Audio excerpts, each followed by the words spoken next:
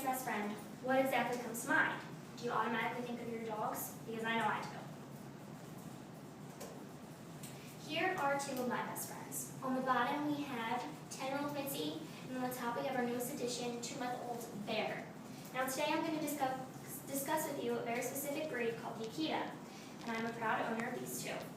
I'm going to talk to you about the history of the breed, why they are the way they are, the possible dangers of raising one, and the benefits of raising one to become a beloved member of the family. Now the Akita is a very special breed. Its history is linked all the way back to the 1600s, originating in northern Japan. The breed there, they would guard Japanese royalty. Akitas were known as a hunting dog. They hunted Asian black bears, many small animals, and a lot of deer. Now in this picture, it's very hard to see, but the little white spot, that is actually the Akita. And as you can see, the Akita is pretty small compared to the bear. And it's funny because the Akita is a relatively large dog. But the Akita's closest relative is the wolf, which makes sense as to why they are hunters. And Akita thinks like a pack, just as wolves do.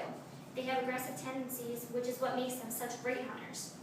Now, Akitas were only found in Japan before the 1930s. The first two Akitas to be brought back to America was by Helen Keller in 1937. She traveled to Japan, and with that she brought back her own Akitas.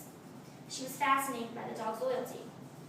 The U.S. servicemen in World War II also brought back some Akitas with them. They were completely admired by their adaptive nature to different situations, and they were admired by their intelligence. So according to the American Kennel Club, the Akita is one of the 7 breeds to have a designated national monument. In this PowerPoint slide, there is a statue of an Akita legend named Hachiko. Every day, him and his master would walk to the Shibuya train station in Tokyo, and every day Hachiko would wait for his master to come home from work at 4 o'clock. One day, his master did not make it home from work. He died of a stroke, and Hachiko was unknowing of this, and still every day he waited for his master at 4 o'clock, and he did this for 9 years. Hachiko then became a symbol of loyalty to the Japanese, and in his honor, they made an exact replica statue of him, and it's placed in that same train station. The American Kennel Club also mentioned that Akita symbolize loyalty, protectors of the home, and good health. When a child is born, it's pretty common that the child will receive a small trophy of an Akita to wish them a long life of happiness and healthiness. Now, as I mentioned before, the Akita's closest relative is the wolf, which means Akitas can very well act like one if they aren't trained the right way. A website I found called Supporting the Akita Through Education, Responsibility, and Love listed the exact steps in raising an enjoyable one. They quoted, "Socialization is one of the most important things you can do to raise a well-adjusted and happy Akita." And this is true. It's good to take your puppy on walks, get them comfortable with their surroundings, get them comfortable with other people, get them used to just certain situations.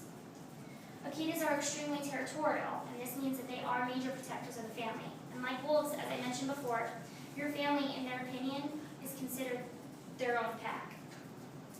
So anyone outside of the pack, like extended family members that they don't see all the time, friends, or even just your neighbors, are all considered strangers to them.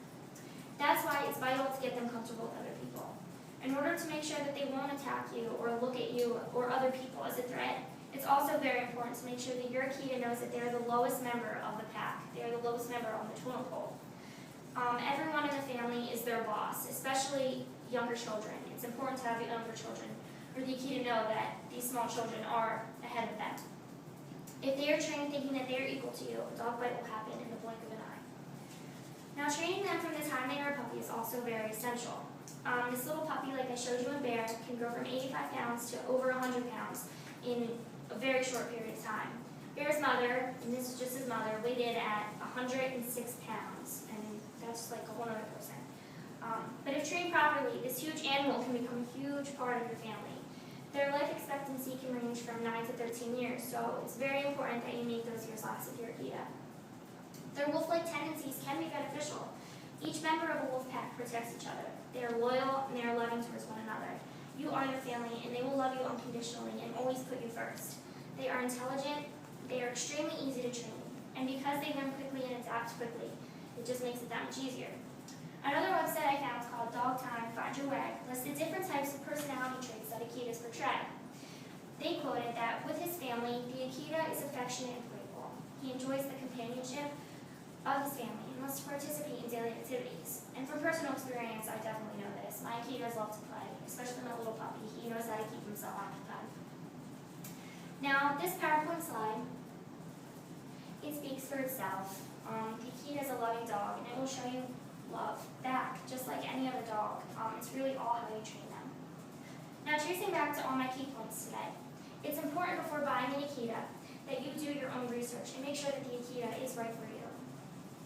Keep in mind of their aggressiveness and their protective nature, but also keep in mind that they are easy to train, they are playful, they are loyal, and they have the potential to be great animals, just like any other dog. And just like any other dog, love and discipline is important. And Akitas, they will be your best friend because in their eyes, they are yours, or you are theirs. So, does anyone have any questions? I have a question. Yes. The Akitas were only found in Japan, you said, before 1930? And Yes. I mean, Americans they didn't know of the breed until Keller brought them back in 1937.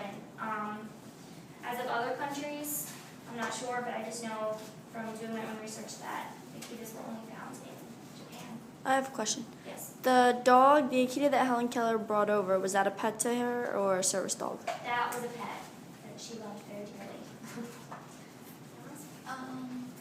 You said they're very territorial, so do they not do well with other breeds of dogs, or say cats? Sometimes cats look at as a small animal. I mean, I know from personal experience, my dog, she's a hunter. Small animals, she looks at as prey. And but they're usually pretty good with that. Because when we raised her, we didn't have any other small animals, so it was hard to get her to adapt to that.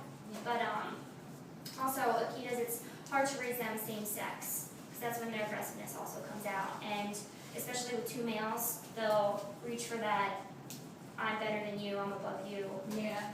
kind of thing. So, well, thank you, everyone.